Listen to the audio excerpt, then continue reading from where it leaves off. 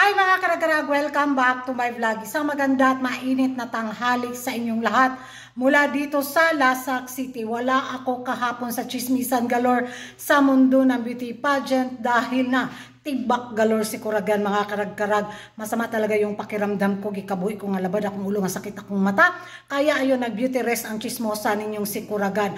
At hahabol tayo ngayon sa kaganapan sa mundo ng beauty pageant para sa pangkabuhayan showcase, para sa ekonomiya. Eto na nga mga karag-karag, usapan ngayon ng mga taga-takos ang latest na mga paribilasyon at mga opinion ni Uncle Bitaw tungkol sa Continental Queens sa Miss Universe pageant at yung mga plano ng Miss Universe organization na kung saan binandara talaga ng bongga ni Uncle at maraming ang humanas ni Uncle dahil nga bakit daw pakialaman ni Uncle kung ano yung mga rules sa Miss Universe organization. At sad to say nga, dahil may parte na si Uncle sa Miss Universe organization, kaya hindi natin yan maiwasan na manghimasok na siya sa mga kaganapan sa Miss Universe pageant.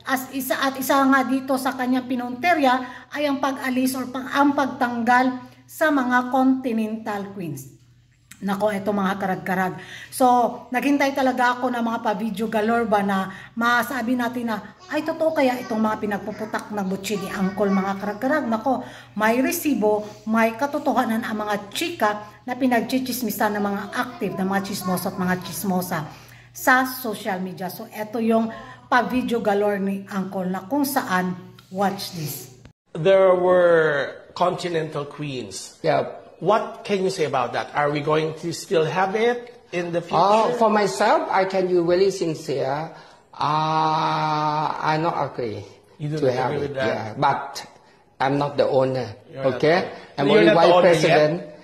But I try to set up meeting, and I will sharing my idea. Very sincere. Why we don't want, and what is the problem. And I don't want to complicate in between runner-up and queen. And queen. And Who is the... Okay, may I ask you a question? If she are the queen, why she not go to top 5? Why she the queen, why not go to top 10?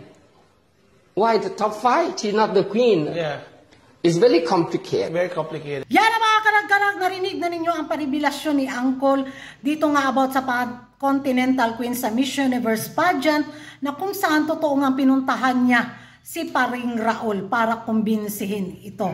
Base sa mga naglabasang pa-video na kung saan winelcome ng bongga si Uncle ni Raul mga karag-karag ay na impas galore. Sabi nga nila na kung binaboy daw ni Sitang ang Miss Universe pageant, baka lalo daw lalala ang pagbagsak ng Miss Universe pageant ngayong nanghimasok na si Uncle sa sirkulasyon ng Miss Universe organization. Ako mga karag-karag, ewan ko sa inyo kung ano yung magiging reaction ninyo. Dahil ang magiging ko nito, bitaw, hanas or banat, labad kay ni sila sa ulo, sa tinuod lang dyan. Sa totoo lang, masakit sila sa vangs. Dahil mula nang sakupin nila ang Miss Universe, wala nang matinong mga kaganapan sa Miss Universe pageant. Dahil na wala na talaga ang legacy nito, ang kinang na dati nating inaabangan sa Miss Universe. Ngayon, King Kuyan galore. Sa pagpasok ni Uncle sa Miss Universe organization, edi of course, live sealing is pakak online. Mga karag-karag, parang sang-ayon din ako kay Uncle na tanggalin yung mga Continental Queens. Kasi kawawa naman din yung mga runner-ups, diba? Dahil mas pinahalagahan pa yung mga Continental Queens kumpara sa mga runner-ups. Kung matandaan natin yung naging placement ni Opal, diba?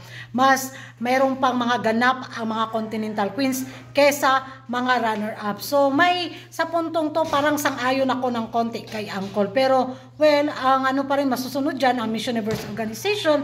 Pero kung makikinig sila sa payo ni Uncle or sa advice ni Uncle, pwede naman. Diba? So, sa pagpasok ni Uncle sa Miss Universe organization, ano pang asahan natin, diba? Kundi bonggang mga kontrobersiya, bonggang mga paintriga, at bonggang mga drama effect galore sa mundo ng beauty pageant. At yan ang mga karag-karag, ano yung magiging reaction ninyo? Comment down below kung hindi ka pa nakapag-subscribe sa YouTube channel ko. Don't forget to like and subscribe ko ragan karagan, hit the notification bell para updated kayo sa mga latest kaganapan sa mundo ng beauty pageant. And thank you for watching. See you in my next vlog.